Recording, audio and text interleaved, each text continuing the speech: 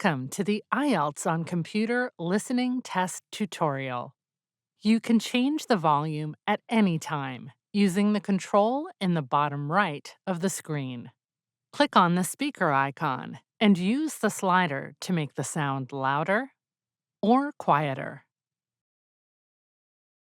For each part of the listening test, you will hear the recording once only.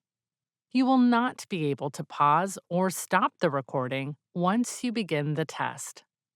You will have time to read the questions before you listen. To see all the questions, you may need to use the scroll bar. Some parts of the test have more than one type of question. Each type of question has its own instructions. Listen carefully for the part number and question numbers to make sure you are looking at the right part of the test. For some questions, you need to write your answer in the gap. For some questions, you need to choose an answer.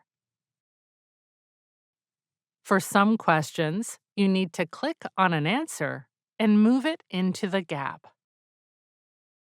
You can also highlight text and make notes.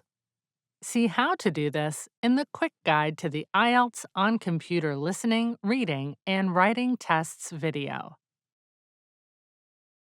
At the end of the listening test, you'll have 2 minutes to check all of your answers. The test will automatically stop when the time finishes.